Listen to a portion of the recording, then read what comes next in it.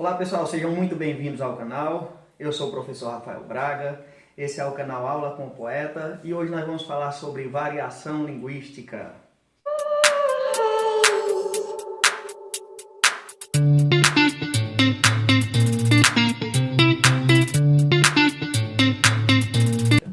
Olha só, a parte relacionada à variação linguística é extremamente importante, uma parte da língua portuguesa que cai muito em vestibular, cai muito em Enem, tá bom? A galera que vai fazer o Enem aí e também nos concursos públicos aí pelo Brasil.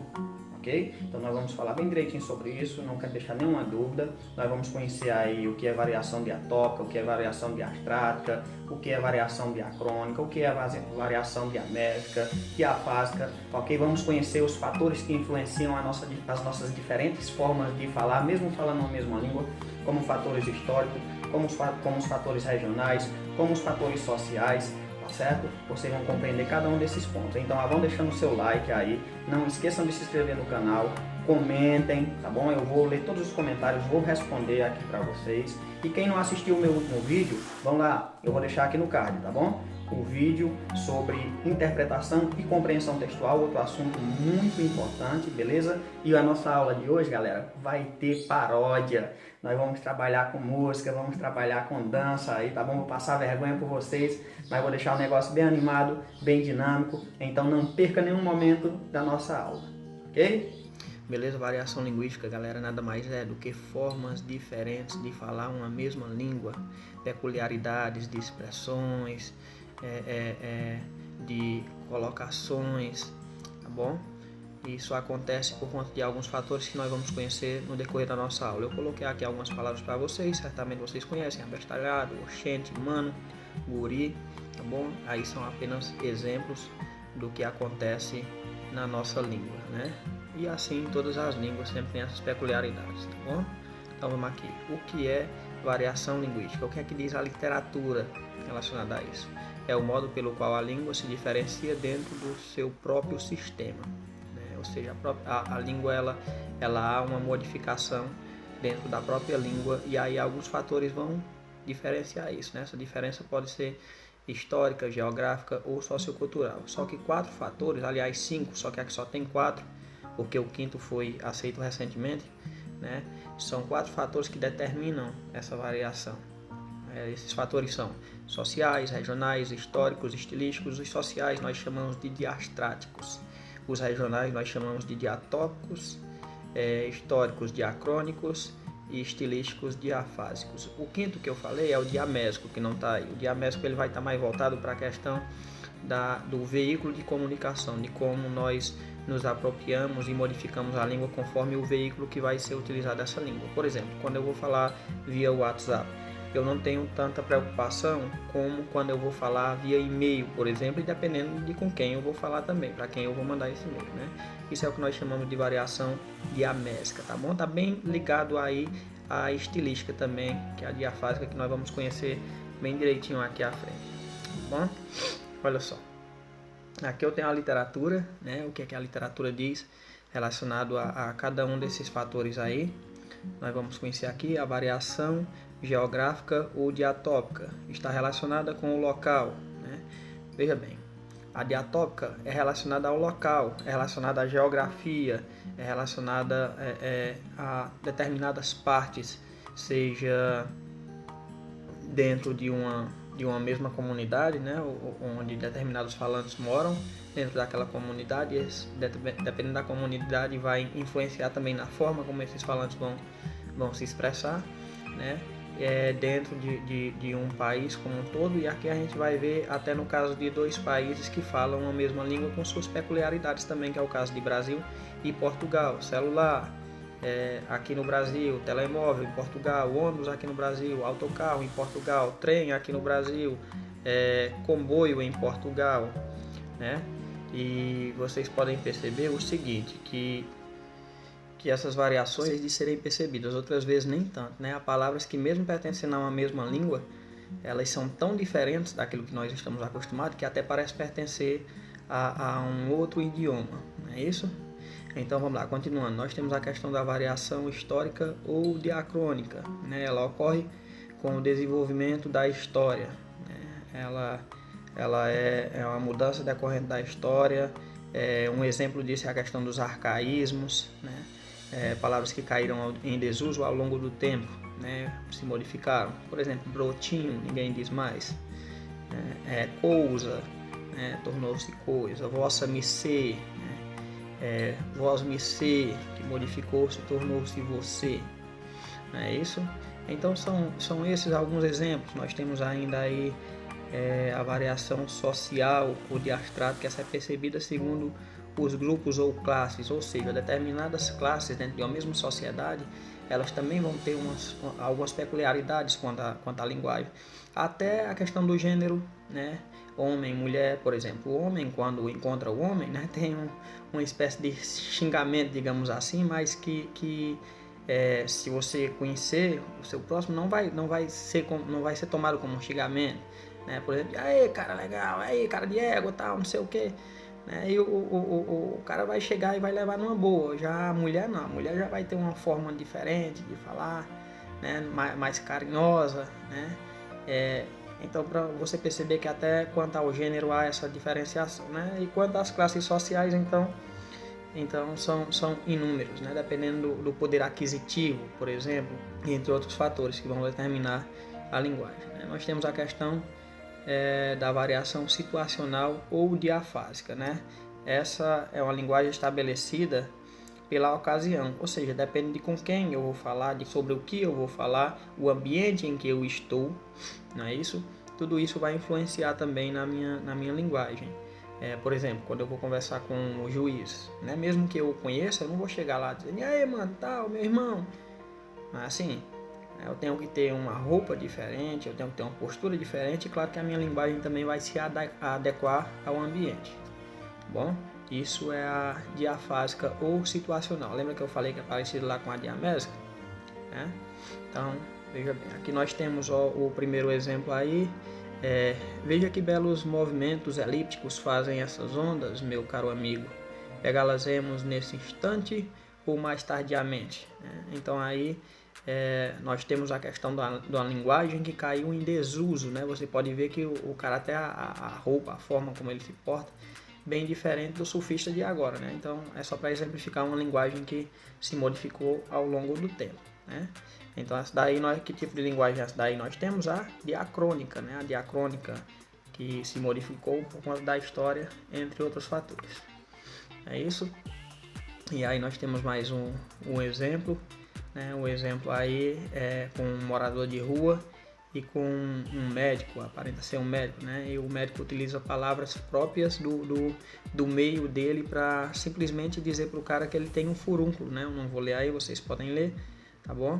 Mas só para ele dizer, e o cara diz, então quanto tempo de vida eu tenho, né? E o médico sorri e diz, não, você tem apenas um furúnculo, mas a linguagem que ele utilizou era tão complicada, né? Que a linguagem diastrática, né? Que fez com que aquele pertencente a um outro grupo social, por conta de N fatores, não compreender, não fazer com que chegue até ele aquele entendimento, né? Ou seja, o médico não fez com que chegasse até o ouvinte esse entendimento, né? O interlocutor. Tá bom? E aí do lado nós temos a linguagem de determinados grupos sociais. Essa já é a diafásica, né? Aí nós temos a questão das gírias, por exemplo, alguns dialetos, né? Inclusive essa gíria aí, levar o cano, vai significar ficar esperando em vão, mas o cara está utilizando uma linguagem de sinais também aí, né? Uma linguagem corporal que eu particularmente também não compreendo, né? Mas também vai significar levar um cano. Então é uma gíria com a linguagem de sinal.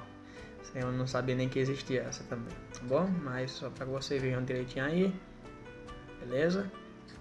Agora eu irei passar vergonha para que vocês possam compreender direitinho a matéria. A gente falou aí sobre, vocês viram que não é nem um bicho de sete cabeças, não precisa nem falar muita coisa sobre isso, né? De forma resumida, é isso, variação linguística. Agora eu tenho uma paródia para vocês sobre isso daqui, tá bom? E vocês podem cantar aí, vocês podem copiar, fiquem à vontade, beleza? E aí a gente vai cantar essa paródia aí para que vocês possam compreender melhor ainda o nosso conteúdo e depois a gente coloca em prática com questão, como a gente sempre faz, tá bom?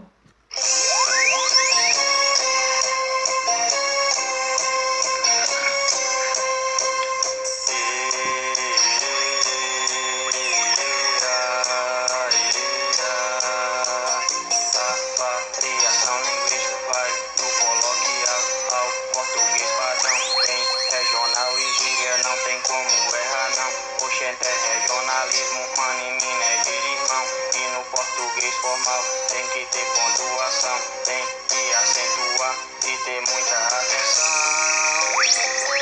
Eu não digo bicicleta e nem fumo no padrão, e todo o resto é pura interpretação. Isso eu não erro não, pura interpretação. Eu não digo bicicleta e nem fumo no padrão, e todo o resto é pura interpretação. Eu não digo bicicleta e nem fumo no padrão, e todo o resto é pura interpretação. Eu não digo bicicleta e nem fumo no padrão.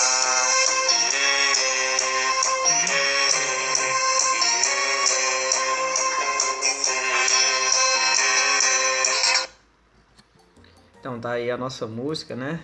Eu espero que vocês tenham gostado aí, tá bom? E agora a gente vem pra cá. Música aí a gente vai colocar em prática. Deixa eu subir a telinha pra cá. Colocar em prática aí nós temos uma questão relacionada a isso. Olha só.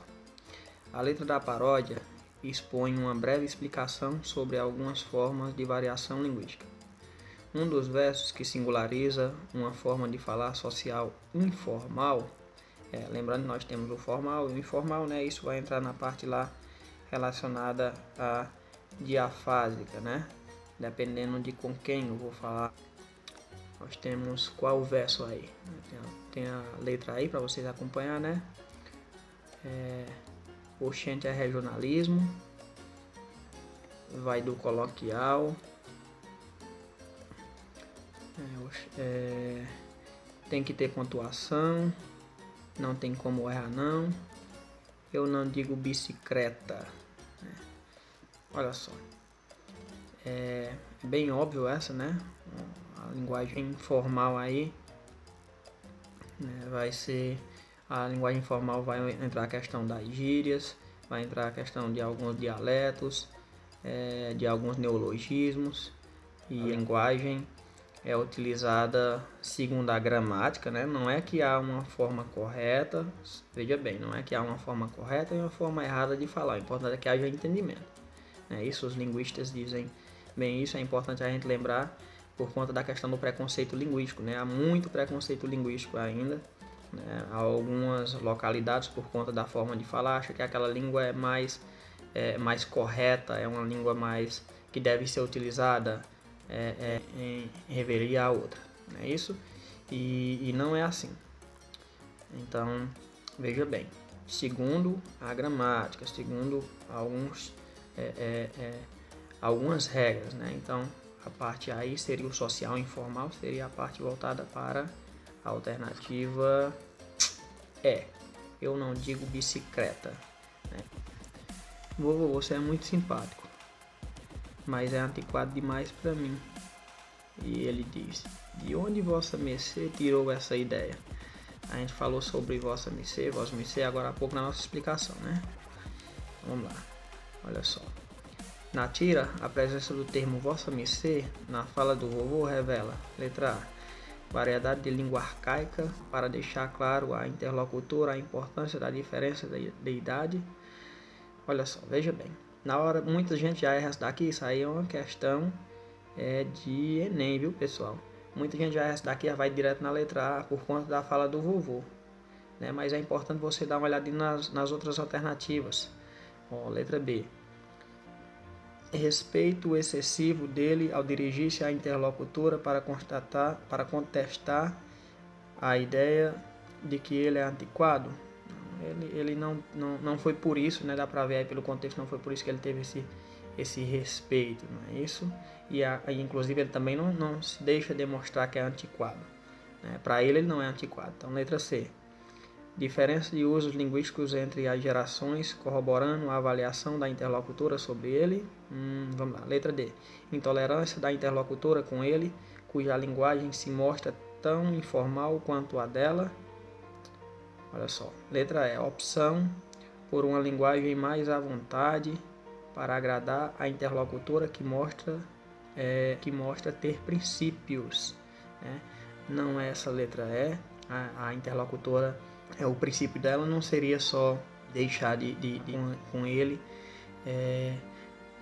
por conta da linguagem, mas, né, assim, pode até ser um princípio, né, mas não é uma opção de linguagem mais à vontade, né, até por conta do vossa me ser, é uma linguagem bem mais não usual por todos os grupos da sociedade daquela época, né, antiga. Seria um pessoal mais letrado, né? Então é um pronome de tratamento de maneira mais correta segundo a gramática, né? Então não é a letra E também.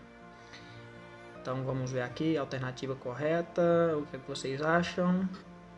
Alternativa correta, alternativa C. Isso aí, pessoal.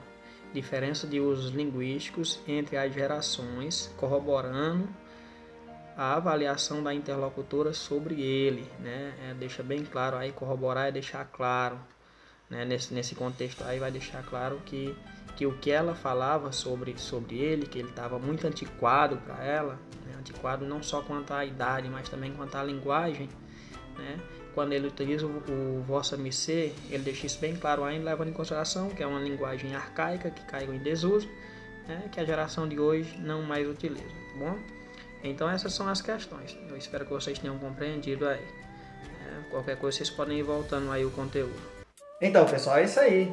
Essa foi a nossa aula de hoje. Eu espero que vocês tenham gostado, espero que vocês tenham compreendido, ok? Se tiverem alguma dúvida, alguma sugestão, deixem lá nos comentários. Mais uma vez pedindo, se inscrevam no canal, compartilhem aí essa ideia para a gente continuar esse trabalho. Deixem seu like, é de extrema importância, porque senão o YouTube vai enterrar o nosso trabalho, o nosso vídeo. Tá certo? Muito obrigado e até o nosso próximo vídeo.